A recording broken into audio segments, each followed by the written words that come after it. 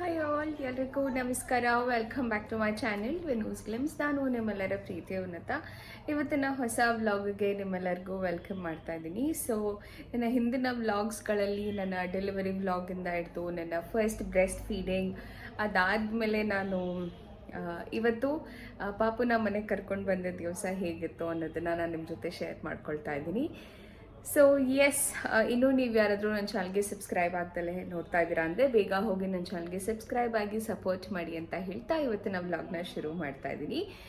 So ಹಿಂದಿನ ವ್ಲಾಗ್ಸ್ಗಳಲ್ಲಿ ತುಂಬ ಜನಕ್ಕೆ ಕ್ವೆಶನ್ಸ್ ಇದ್ದಿದ್ದಂಥದ್ದು, ಬೇಬಿ ವೆಯ್ಟ್ ಎಷ್ಟಿತ್ತು ಆ್ಯಂಡ್ ಯಾಕೆ ನೀವು ಬೇಗ ಹೋಗಿ ಅಡ್ಮಿಟ್ ಆದ್ರಿ ಅಂತ ಹೇಳಿ ಮೇಜರಾಗಿ 2 ಕ್ವೆಶನ್ ಇತ್ತು. ಸೊ ಆ 2 ಕ್ವೆಶನ್ಗೆ ಇವತ್ತು ನಾನು ಆನ್ಸರ್ ಮಾಡ್ತೀನಿ. ಸೊ ಫಸ್ಟ್, ಬೇಬಿ ವೆಯ್ಟ್ ಎಷ್ಟಿತ್ತು ಅಂತ ಹೇಳಿದ್ರೆ, ಬೇಬಿ ವೆಯ್ಟ್ ಬಂದ್ಬಿಟ್ಟು 3.3 ಇತ್ತು. ಅಂದರೆ 3 kg 300 ಗ್ರಾಮ್ ಇದ್ದಿದ್ದಂಥದ್ದು ಬೇಬಿ ವೆಯ್ಟು. ಸೊ ಅವತ್ತಿನ ದಿವಸ ಅಂತಲೇ ಇಲ್ಲ, ಪ್ರತಿಯೊಂದು ಸ್ಕ್ಯಾನ್ ಹೋದಾಗಲೂ ನಾವು ಎಸ್ಟಿಮೇಟೆಡ್ ಫೀಟಲ್ ವೆಯ್ಟ್ ಅಂತಲೇ ಒಂದು ಮೆಷರ್ಮೆಂಟ್ ಸಿಗುತ್ತೆ. ನಾವು ಯಾವಾಗ ಸ್ಕ್ಯಾನ್ ಮಾಡಿಸ್ತೀವಿ ಆವಾಗ ಎಸ್ಟಿಮೇಟೆಡ್ ವೆಯ್ಟ್ ಅಂತ ಕೂಡ ಗೊತ್ತಾಗುತ್ತೆ ನಮಗೆ, ಆವಾಗ ಎಷ್ಟಿದೆ ಅಂತ ಹೇಳಿ.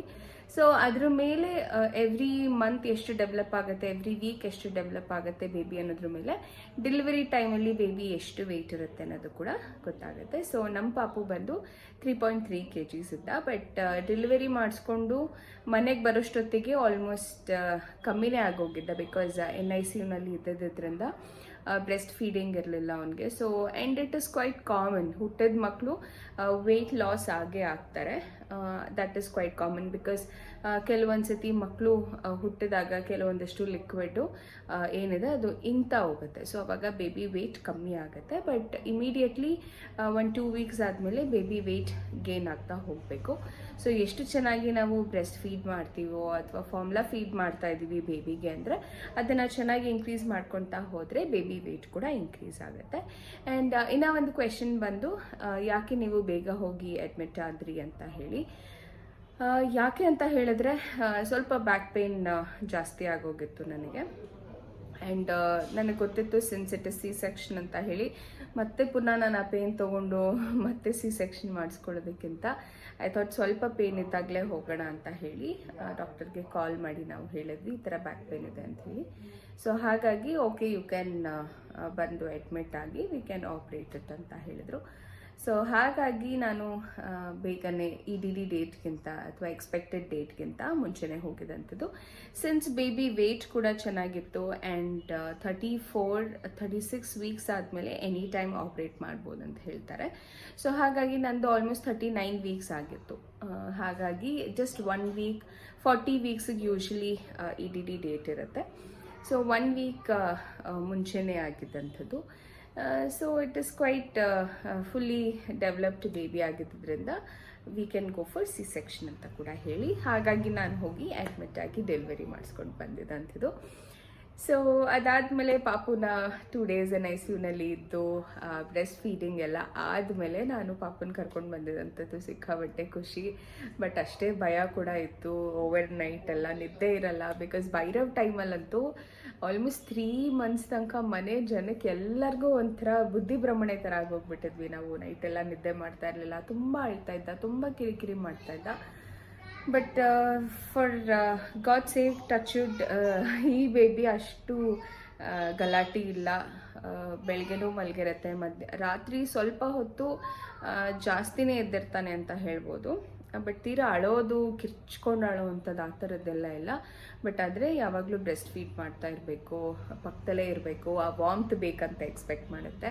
ನನಗೆ ಅದೊಂದು ಸ್ವಲ್ಪ ತಲೆನೋವು ಬಂದಿದೆ. ಆಲ್ಮೋಸ್ಟ್ ಇವತ್ತು ಬೆಳಗ್ಗೆಯಿಂದ ಸಿಕ್ಕಾಬಟ್ಟೆ ತಲೆನೋವು ಇತ್ತು. ಆ್ಯಂಡ್ ಅದರಲ್ಲಿ ಬೇರೆ ಆಯಿಲ್ ಕೂಡ ಅಪ್ಲೈ ಮಾಡಿದ್ದೆ, ಹಾಗಾಗಿ ತಲೆನೋವು ಬಂತ ಅಥವಾ ನಿದ್ದೆ ಇಲ್ದಲ್ಲೇ ತಲೆನೋವು ಬಂತ ಅಂತ ಗೊತ್ತಿಲ್ಲ. ಸ್ಟ್ರೆಸ್ಸಿಂದ ಕೂಡ ಕೆಲವು ಸತಿ ತಲೆನೋವು ಬರುತ್ತೆ. ಈ ಒಂದು ಟೈಮಲ್ಲಿ ತುಂಬ ರಿಲ್ಯಾಕ್ಸೇಷನ್ ಬೇಕು ಅಂತ ಅನಿಸುತ್ತೆ. ಬಿಕಾಸ್ ನೈಟ್ ನಿದ್ದೆ ಇರಲ್ಲ ಆ್ಯಂಡ್ ಬ್ರೆಸ್ಟ್ ಫೀಡಿಂಗ್ ಮಾಡ್ತಾ ಇರ್ತೀವಿ, ನಮ್ಮ ಎನರ್ಜಿ ಕೂಡ ಲಾಸ್ ಆಗ್ತಾ ಇರುತ್ತೆ. ಊಟ ಕೂಡ ಸ್ವಲ್ಪ ಸ್ವಲ್ಪ ಇರುತ್ತೆ, ಜಾಸ್ತಿನೂ ತಿನ್ನೋಕ್ಕಾಗ್ತಾ ಇಲ್ಲ. ಸೊ ಎಲ್ಲ ಒಂಥರ ಮಿಕ್ಸ್ಡ್ ಎಮೋಷನ್ಸ್. ಒಂದು ಕಡೆ ಭೈರವ್ ಕೂಡ ನೋಡಬೇಕು. So all those mixed emotions ಜೊತೆ ಹೋಗ್ತಾ ಇದೆ ಲೈಫು. ಸೊ ಎಸ್, ಬನ್ನಿ ಪಾಪುನ ಹೇಗೆ ವೆಲ್ಕಮ್ ಮಾಡಿದ್ವಿ ಆ್ಯಂಡ್ ಹಾಸ್ಪಿಟಲಿಂದ ಹೇಗೆ ಸೆಂಡ್ ಆಫ್ ಮಾಡಿದ್ರು ಅನ್ನೋದನ್ನೆಲ್ಲನೂ ಈ ಒಂದು ಬ್ಲಾಗಲ್ಲಿ ನಿಮಗೆ ತೋರಿಸ್ತೀವಿ. ಇನ್ನು ಹಾಸ್ಪಿಟಲಿಂದ ಡಿಸ್ಚಾರ್ಜ್ ಅಂತ ಹೇಳಿದ ತಕ್ಷಣ ಸಿಕ್ಕಾಪಟ್ಟೆ ಒಂಥರ ಖುಷಿ ಅನ್ನಿಸ್ತು. ಆಲ್ಮೋಸ್ಟ್ 3 to 4 ಡೇಸ್ ಅನಿಸುತ್ತೆ ನಾವಲ್ಲಿ ಇದ್ದಿದ್ದಂಥದ್ದು. ಎಷ್ಟೊತ್ತಿಗೆ ಮನೆಗೆ ಹೋಗ್ತೀವಪ್ಪ ಅಂತ ಅನ್ನಿಸ್ತಾ ಇತ್ತು. ಬಿಕಾಸ್ ಮನೆ ಕೊಡೋವಂಥ ಕಂಫರ್ಟ್ ಐ ಥಿಂಕ್ ಎಲ್ಲೂ ಸಿಗೋದಿಲ್ಲ ಅಂತ ಅನಿಸುತ್ತೆ. ಮತ್ತು ಪಾಪುನು ಕರ್ಕೊಂಡೋಗಿ ಭೈರವು ನಮ್ಮ ಜೊತೆ ಇದ್ದಿದ್ದರಿಂದ ಅವನಿಗೂ ಸ್ವಲ್ಪ ಸ್ಲೀಪ್ ಡಿಸ್ಟರ್ಬ್ ಆಗ್ತಾಯಿತ್ತು. ಹೊಸ ಜಾಗ ಮಲ್ಗೋದಕ್ಕೆ ಎಲ್ಲನೂ. ಇನ್ಫ್ಯಾಕ್ಟ್ ನಾವು ಸೂಟ್ ರೂಮ್ ಮಾಡಿದರೂ ಕೂಡ ಒಂದು ರೀತಿ ಕಷ್ಟ ಅಂತಲೇ ಅನಿಸುತ್ತೆ. ಹೊರಗಡೆ ಎಷ್ಟಿದ್ರೂ ಆ ಕಂಫರ್ಟ್ ಇರೋಲ್ಲ. ಬಟ್ ಹವೆವರ್ ಕಂಫರ್ಟಬಲಾಗಿ ಇದ್ವಿ ನಾವು ಅಂತಲೇ ಹೇಳ್ಬೋದು. ಇರುವಂಥ ಅಷ್ಟು ದೇವಸ್ಥಾನ it was like very nicely arranged. ಪ್ರತಿಯೊಂದು ಕ್ಯಾಂಟೀನ್ ಸರ್ವಿಸ್ ಇರ್ಬೋದು, ಪ್ರತಿಯೊಂದಕ್ಕೂ. ಬಿಕಾಸ್ ನಮ್ಮ ಮನೆಯಿಂದ ಹಾಸ್ಪಿಟಲ್ ದೂರನೇ ಇದೆ. ಆದ್ರೂ ಹೆಂಗೋ ಮ್ಯಾನೇಜ್ ಆಯಿತು. ಆಲ್ಮೋಸ್ಟ್ 4-5 ಡೇಸ್ ನಾನಂತೂ ಫುಲ್ ಎಕ್ಸಾಸ್ಟ್ ಆಗಿಬಿಟ್ಟಿದ್ದೆ. ಆ್ಯಂಡ್ ಫೈನಲಿ ಫ್ರೆಶ್ ಅಪ್ ಎಲ್ಲ ಆಗಿ ಆದಮೇಲೆ ಕ್ಯಾನ್ವಾ ಎಲ್ಲ ರಿಮೂವ್ ಮಾಡಿ ಕೊಟ್ಟರು. ಆ್ಯಂಡ್ ಎಲ್ಲ ರಿಮೂವ್ ಆದಮೇಲೆ ಒಂಥರ ಫ್ರೀ ಬರ್ಡ್ ಥರ ಅನ್ನಿಸ್ತಾಯಿತ್ತು. ಒಂದು ರೀತಿ ಎಷ್ಟು ದಿವಸ ಒಟ್ಟಿಗೆ ಇದ್ದು ಆಮೇಲೆ ಹೋಗ್ತಾ ಇರೋ ಅಂಥದ್ದು ಇಸ್ ಲೈಕ್ ಒಂಥರ ರಿಲ್ಯಾಕ್ಸೇಷನ್ ಫೀಲ್ ಆಗ್ತಾಯಿತ್ತು. ಬಟ್ ಹೆಡ್ಡೇಕ್ ಅಂತೂ ಅದೇ ರೀತಿ ಇತ್ತು. ಅದಕ್ಕೆ ಬೇಕಾದಂಥ ಟ್ಯಾಬ್ಲೆಟ್ಸ್ ಅದೆಲ್ಲನೂ ಮತ್ತು ಫಾಲೋ ಅಪ್ಪಿಗೆ ಬರೋವಂಥದ್ದು ಅದೆಲ್ಲನೂ ಒಟ್ಟಿಗೆ ಮುಗಿಸ್ಕೊಂಡು ಬರೋವಂಥದ್ದು. And yes, finally it was time to come home. So ಅಷ್ಟೊತ್ತಿಗೆ ಪಾಪುಗೆ ಒಂಚೂರು ಹಾಲು ಕುಡಿಸ್ಕೊಂಡ್ಬಿಟ್ಟು ಆಮೇಲೆ ಹೊರಡೋಣ ಅಂತೇಳಿ ಹೊರಡ್ತಾ ಇದ್ದೀವಿ. ಏನು ಫೈನಲ್ ಆಗಿ ಡಾಕ್ಟರ್ ಜೊತೆ ಒಂದು photo. And really thanks to her, doctor Vanaja Shivakumar ಅಂತ ಹೇಳಿ. ನಿಜವಾಗ್ಲೂ ತುಂಬ ಚೆನ್ನಾಗಿ ನೋಡ್ತಾರೆ. ನಿಮಗೆ ಏನಾದರೂ ಪರ್ಸ್ನಲ್ ಆಗಿ ನಾನು ರೆಕಮೆಂಡ್ ಮಾಡಬೇಕು ಅಂತ ಹೇಳಿದರೆ I think she is really a great human being. And ತುಂಬ ಚೆನ್ನಾಗಿ ನೋಡ್ತಾರೆ. ಆ್ಯಂಡ್ ತುಂಬ ಪೇಷನ್ಸ್ ಇದೆ. ಚೆನ್ನಾಗಿ ಎಕ್ಸ್ಪ್ಲೇನ್ ಮಾಡ್ತಾರೆ ಏನಾಗ್ತಾ ಇದೆ, ವಾಟ್ಸ್ ಹ್ಯಾಪ್ನಿಂಗ್ ಅನ್ನೋ ಅಂಥದ್ದು. ಸೊ ಐ ಥಿಂಕ್ ಥ್ಯಾಂಕ್ಸ್ ಅಂತ ಹೇಳ್ತಾ ಫೋಟೋ ಕ್ಲಿಕ್ ಮಾಡಿಕೊಂಡು. ಆ್ಯಂಡ್ ಕಾರ್ಗೂ ಎಲ್ಲ ಚೆನ್ನಾಗಿ ಡೆಕೋರೇಷನ್ ಮಾಡಿದರು ಅವರೇ. ಈ ರೀತಿ ಬಲೂನ್ಸ್ ಎಲ್ಲ ಕಟ್ಟಿ ಬೇಬಿ ಆನ್ ಬೋರ್ಡ್ ಅಂತೆಲ್ಲ ಹಾಕಿ ಚೆನ್ನಾಗಿ ಅನ್ನಿಸ್ತು. ಈ ರೀತಿ ಸೆಂಡ್ ಆಫ್ ಮಾಡಿ ಕೊಟ್ಟಿದ್ದಂಥದ್ದು ಒಂಥರ ಖುಷಿ ಅನ್ನಿಸ್ತು.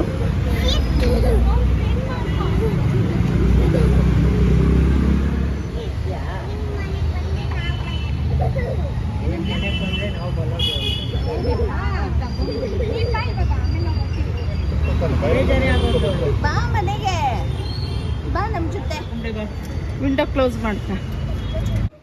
ಮುದ್ದು ಅಚ್ಚು babies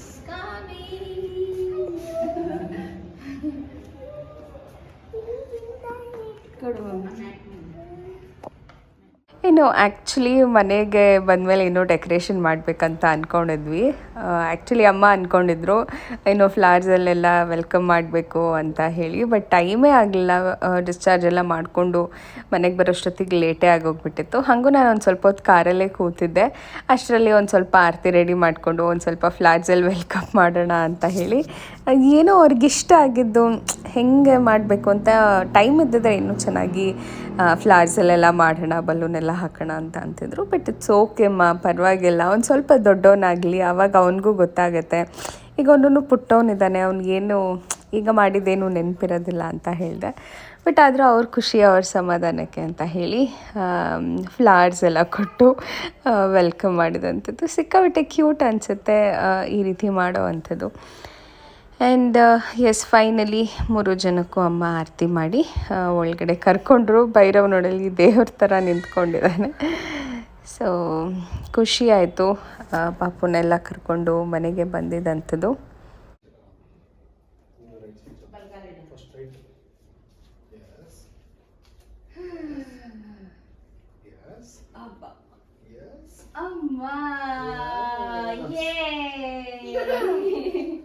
Bhairav, Tama loves you.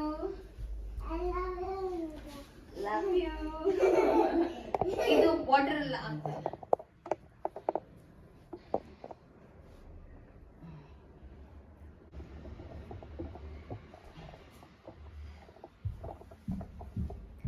So ನೋಡಿದ್ರಲ್ಲ ಎಷ್ಟು ಮುದ್ದಾಗಿ ಅನಿಸುತ್ತೆ. ಒಂದು ಮುದ್ದು ಮಗು ಮನೆಗೆ ಬರೋದು ಅಂದರೆ ಸಿಕ್ಕಾಬಟ್ಟೆ ಖುಷಿ. ಯಾರಿಗೆ ತಾನೇ ಇಷ್ಟ ಆಗಲ್ಲ, ಯಾರಿಗೆ ತಾನೇ ಖುಷಿ ಕೊಡಲ್ಲ. ಎಸ್ಪೆಷಲಿ ಈ ಒಂದು 2 ತಿಂಗಳೇನಿದೆ ಅದು ಸ್ವಲ್ಪ 2 ರಿಂದ 3 ತಿಂಗಳು ಸ್ವಲ್ಪ ಕಷ್ಟ ಅನಿಸುತ್ತೆ. ಮಗು ಕತ್ತೆಲ್ಲ ನಿಂತು ಅದೆಲ್ಲ ಸ್ವಲ್ಪ ಆ್ಯಕ್ಟಿವಿಟಿ ಮಾಡೋಕ್ಕೆ ಶುರು ಮಾಡಿ, ನೋಡೋಕ್ಕೆ ರೆಸ್ಪಾಂಡ್ ಮಾಡೋಕ್ಕೆ ಶುರು ಮಾಡಿದಾಗ ಪ್ರತಿಯೊಬ್ಬರಿಗೂ ಅದನ್ನು ಮಾತಾಡಿಸ್ಬೇಕು, ಎತ್ಕೋಬೇಕು ಅನ್ನೋವಂಥ ಆಸೆ ಅಂತೂ ಖಂಡಿತ ಆಗುತ್ತೆ.